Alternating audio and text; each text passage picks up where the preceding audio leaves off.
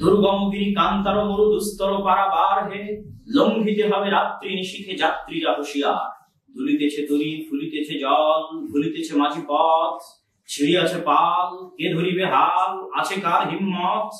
হে আছো জোয়ান, হও আগুয়ান, হাঁকিছে ভবিষ্যৎ। এ তুফান ভারী, দিতে হবে পারি, নিতে হবে তরি পার। আসসালামু আলাইকুম রহমতুল্লাহ বারাকাতুহু। সম্মানিত দর্শক মণ্ডলী, দেশ ও বিদেশ থেকে যারা বাংলাদেশ এবং বাংলা ভাষাভাষী মানুষ আমাদের আজকের এই আলোচনাটি শুনছেন, তারা অবশ্যই জানেন যে গত 15-20 দিন যাবৎ বাংলাদেশের উপর দিয়ে কি ভয়ঙ্কর এবং ভয়াবহতম দিনগুলো অতিক্রম হচ্ছে। ইতিমধ্যে আমরা আমাদের 250-র অধিক ভাইদের আমরা হারিয়ে ফেলেছি। 300-র অধিক মানুষ, প্রায় 5 শতাধিক মানুষ অন্ধ হওয়ার পথে, এবং কয়েক হাজার মানুষ আহত অবস্থায় মেডিকেলে কাতরাচ্ছে। এবং এই বৃহৎ যে মানুষ নিহত হয়েছে, বৃহৎ যে মানুষ আহত হয়েছে বা অন্ধ হওয়ার পথে, এটি আমাদের দেশেরই, আমাদেরই কর এবং ট্যাক্সের টাকায় লালিত পালিত বাহিনী আমাদের ভাইদের উপর এবং আমাদের ভাইয়ের বুকে গুলি চালিয়েছে। এই দায় কখনোই সরকার এড়াতে পারে না। হয়তো সরকার বলছে কোনো সন্ত্রাসী বাহিনী হামলা চালিয়েছে ইত্যাদি, তো সন্ত্রাসী বাহিনী হামলা চালালেও সেই সন্ত্রাসী বাহিনী থেকে আপনি দেশের জনগণকে নিরাপত্তা দিতে পারেননি, এই দায় আপনি এড়াতে পারেন না। অথবা আপনি হয়তো বলছেন বিটিভি বা ইত্যাদি বিভিন্ন স্থাপনায় হামলা হয়েছে, তো ওই স্থাপনার নিরাপত্তা আপনি দিতে পারেননি, এই জন্য আপনি ব্যর্থ, এই দায় আপনি এড়াতে পারেন না। বিটিভি বা ইত্যাদি বা মানুষের উপর হামলা সেটা আপনি করেন অথবা অন্য কেউ করুক, উভয় অবস্থায় এই দায় আপনাকে বহন করতে হবে। এবং এই জনগণের জীবন এবং জান এবং মালের নিরাপত্তা না দিতে পারা, ছাদে উঠে একটি শিশুর নিরাপত্তা না দিতে পারা, যারা বারান্দায় দাঁড়িয়ে থাকা একজনের নিরাপত্তা না দিতে পারা, জনগণের মধ্যে পানি বিতরণ করা একজনের নিরাপত্তা দিতে না পারা, কার্নিশে আশ্রয় নেওয়া একজন যুবকের জীবনের নিরাপত্তা দিতে না পারা, নির্মম এবং নির্দয়ভাবে গাড়ি থেকে জীবন্ত একজন মানুষকে, শোনা যাচ্ছে সে নাকি সিয়াম অবস্থাতেও ছিল বৃহস্পতিবারের দিন, তাদের এই লাশকে অপমান করত গাড়ি থেকে ফেলে দেওয়া, এই যে ভয়াবহ হৃদয় বিদারক দৃশ্য দেখলে মনে হয় না যে আমরা বাংলাদেশের দৃশ্য দেখছি, বরং মনে হচ্ছে আমরা গাজা অথবা ফিলিস্তিনের দৃশ্য দেখছি। এই নির্মম গণহত্যা, ছাত্র জনতার হত্যা এবং এই নির্মম ধ্বংসযজ্ঞের দায় বর্তমান সরকার কোনোভাবেই এড়ানোর সুযোগ নেই। আমরা বরং ছাত্র জনতার এই আন্দোলনকে সাধুবাদ জানিয়ে বলতে চাই যে গত 15 বছর যাবৎ যে স্বৈর শাসন বাংলাদেশের মানুষের উপর চেপেছিল, বাংলাদেশের মানুষ কথা বলা ভুলে গেছিল, বাংলাদেশের মানুষ লেখা ভুলে গেছিল, বাংলাদেশের মানুষ তার অধিকার চাওয়া ভুলে গেছিল, এমনকি বাংলাদেশের মানুষ তার জীবনের নিরাপত্তা পর্যন্ত হারিয়ে ফেলেছিল। আজ এই ছাত্রদের আন্দোলনের মাধ্যমে শতাধিক মানুষের লাশের উপর দিয়ে আমি যেমন আজ ভিডিও করার অধিকার পেয়েছি, বলতে পারছি, আরও হাজার হাজার মানুষ তাদের কথা বলার এবং লেখার অধিকার ফিরে পাচ্ছে। এই জন্য আমি আমাদের এই ছাত্র যোদ্ধাদেরকে আমি স্যালুট জানাতে চাই এবং আমি বলতে চাই যেন আগামীর ভবিষ্যতের বাংলাদেশের তারাই নেতৃত্ব দেয়। আমরা গত 50 বছর যাবৎ যে লেজুর বৃত্তির পারিবারিক দালালির রাজনীতি দেখে এসেছি, এই লেজুর ভিত্তিক পারিবারিক দালালির রাজনীতি আমরা দেখতে চাই না। যে ছাত্ররা এত সুন্দরভাবে শান্তিপূর্ণ একটি আন্দোলনকে লিড দিতে পেরেছে, তারা অবশ্যই রাষ্ট্রকে আরও সুন্দরভাবে লিড দিতে পারবে। যারা সত্য বলতে জানে, যারা ন্যায়ের পক্ষে জানে, তারা অবশ্যই একজন খুনির চাইতে, একজন মিথ্যুকের চাইতে ভালো দেশ পরিচালনা করতে পারবে। একজন নাট্যকার অভিনেতার চাইতে, মায়া কান্নাকারী একজন প্রধানমন্ত্রীর চাইতে ভালো, সুন্দর এবং রাষ্ট্র পরিচালনা করতে পারবে। তবে ছাত্র ভাইদের উদ্দেশ্যে আমার আহ্বান থাকবে যে আপনারা যে আন্দোলনটি পরিচালনা করছেন, এই আন্দোলন যেন শুধু এই স্বৈর শাসনের পতনের আন্দোলনের মধ্যে সীমাবদ্ধ না থাকে। আপনাদেরকে বুঝতে হবে এই স্বৈর শাসনকে গত 15 বছর যাবৎ এই বাংলার মাটিতে কারা টিকিয়ে রেখেছিল।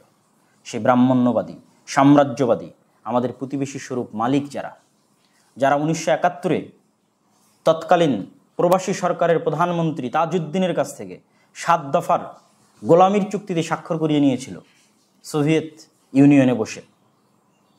যে 7 দফার গোলামির চুক্তির মধ্যে ছিল বাংলাদেশের কোনো স্বাধীন সেনাবাহিনী থাকবে না, বাংলাদেশের নিরাপত্তার জন্য শুধুমাত্র প্যারামিলিটারি থাকতে পারে, মিলিশিয়া বাহিনী থাকতে পারে, যেটা তারা গঠন করে দিয়েছিল মুজিব বাহিনী বা রক্ষী বাহিনীর নামে।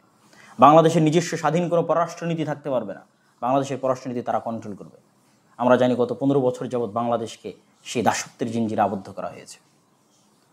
যে দাসত্বের জিঞ্জিরে আমরা ছিলাম ব্রিটিশদের সময়, ব্রিটিশদের সেই দাসত্বের জিঞ্জির থেকে 190 বছরের তিতুমিরের বাঁশের কেল্লা, ফরাইজি আন্দোলন, সৈয়দ আহমদ বেরলভী, শাহ ইসমাইল শহীদ, ব্রিটিশ বিরোধী জিহাদের মাধ্যমে আমরা যে 1947-এ স্বাধীন মানচিত্র পেলাম, এই 1947-এ পাওয়া স্বাধীন মানচিত্র যদিও এই স্বাধীন মানচিত্রে বসবাস করা বাঙালিদের উপর পাকিস্তানিদের জাতিগত আহমিকার কারণে আমরা জুলুম এবং অত্যাচারের শিকার হই। ফলত পুনরায় 1971-এর যুদ্ধের মাধ্যমে আমরা আমাদের বাংলাদেশের মানুষের জাতিগত স্বাধীনতাও ফিরিয়ে নিয়ে এসেছি। 1947-এ নিয়ে এসেছিলাম মুসলমানিত্বের স্বাধীনতা, আর 1971-এ নিয়ে এসেছি বাঙালিত্বের স্বাধীনতা। কিন্তু দুঃখজনক হলো সত্য কি, যে 1971-এর বাঙালিত্বের স্বাধীনতার পরে আমরা পুনরায় আর এক বড় সাম্রাজ্যবাদীর কবলে পড়ে গেছি। ব্রিটিশদের কবল থেকে পাকিস্তানের কবলে, পাকিস্তানের কবল থেকে এখন আমাদের প্রতিবেশী ভারতের কবলে, যারা আমাদের নদীগুলোকে মরুভূমি বানিয়ে ফেলেছে, যারা আমাদের সীমান্তে নির্বিচারে বাংলাদেশের মানুষকে হত্যা করেছে, ফেলানিকে ঝুলিয়ে রেখেছে, এখনও হত্যা করছে, যারা বাংলাদেশের মধ্যে দিয়ে তাদের করিডোর এবং ট্রানজিট নিয়ে যেতে চায়, যারা বাংলাদেশকে কিছুই দিতে চায় না, শুধু নিতেই চায়। মংলা বন্দর নেবে, সমুদ্র বন্দর নেবে, চিটাগাং নেবে, রাস্তা নেবে, করিডোর নেবে, ট্রানজিট নেবে, কিন্তু সামান্য তিস্তার পানিটুকু দিবে না, সামান্য গঙ্গা এবং পদ্মার পানিটুকু দিবে না, সামান্য সীমান্তের নিরাপত্তা দিবে না। এই যে দাসত্বের বাংলাদেশে পরিণত হয়েছে, আমি মনে করি এই বাংলাদেশের ছাত্রদের যে আন্দোলন চলছে, আন্দোলন তখনই পরিপূর্ণ সফলতা পাবে যারা এই স্বৈর শাসককে বসিয়ে রেখেছিল সেই সাম্রাজ্যবাদীদের থেকে যখন আমরা স্বাধীনতা পাবো।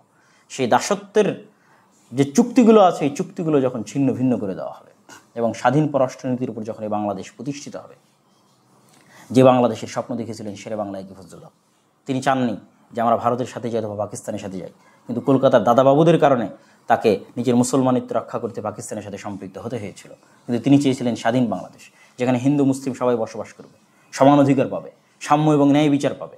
আমরা আজ দীর্ঘদিন পর হলেও শেরে বাংলার সেই বাংলাদেশে নিঃশ্বাস নিতে পারবো বলে আশা করছি। মাওলানা ভাসানী, হোসেন শহীদ সোহরাওয়ার্দীর বাংলাদেশে নিঃশ্বাস নিতে পারবো, যেখানে হিন্দু মুসলিম সকল ধর্মের মানুষ সমান অধিকারের সাথে, সাম্য ন্যায় বিচার এবং ন্যায়নিষ্ঠার সাথে, এবং পাকিস্তানের গোলামি মুক্ত অবস্থায় এবং ভারতের গোলামি মুক্ত অবস্থায় এটি স্বাধীন দেশে বসবাস করতে পারবো, সে আশা আমরা করতে পারি। তখনই আমি মনে করি ছাত্র ভাইদের এই বিপ্লব পরিপূর্ণ হবে। অতএব ছাত্র ভাইদের হাল ছাড়লে হবে না।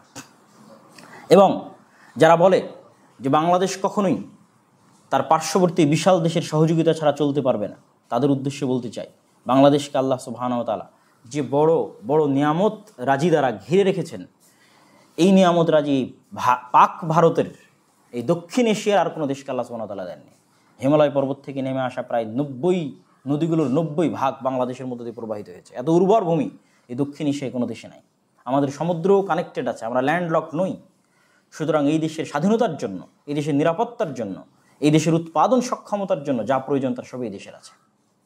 অতএব এই দেশকে যদি স্বাধীন পররাষ্ট্রনীতির মাধ্যমে এবং ন্যায় বিচার এবং সাম্যের মাধ্যমে বৈষম্যমুক্ত অবস্থায় পরিচালনা করা যায়, আমি শতভাগ বিশ্বাস করি বাংলাদেশ ভারতের চাইতে এবং পাকিস্তানের চাইতে শতভাগ এগিয়ে থাকবে উন্নতিতে, অগ্রগতিতে, সমাজে, অর্থনীতিতে, রাজনীতিতে, সকল কিছুতে। তো আমি উদাত্ত আহ্বান জানাই ছাত্র ভাইদের প্রতি, আপনারা যে আন্দোলনে আছেন, এই আন্দোলনে আমাদের যেমন ধৈর্যের প্রয়োজন আছে, আমাদের এই দেশকে আল্লাহ সুবহানাহু ওয়া তাআলা ভৌগোলিক যে নিয়ামত দিয়েছে, যেখানে আমরা এক এরিয়ার মধ্যে এক ভাষায় এক জাতিতে বসবাস করছি, যেখানে এক ভাষা এবং এক জাতি হওয়ার কারণে গণবিপ্লব এবং গণ অভ্যুত্থান অনেক সহজ। এখানে সশস্ত্র বা সহিংস রাস্তা অবলম্বন করার কোনো প্রয়োজন নাই।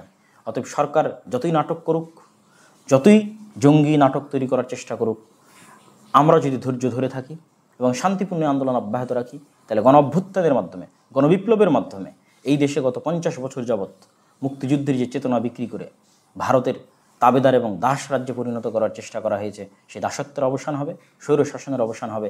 এক মুক্ত বাংলায়, এক স্বাধীন বাংলায়, এক সাম্য এবং বৈষম্য মুক্ত বাংলায় আমরা স্বাধীন নিঃশ্বাস নিতে পারবো। আল্লাহ সুবহানাহু ওয়া তাআলা আমাদের সেই তৌফিক দান করুক। আল্লাহুম্মা আমিন। আসসালামু আলাইকুম ওয়া রাহমাতুল্লাহি ওয়া বারাকাতুহু।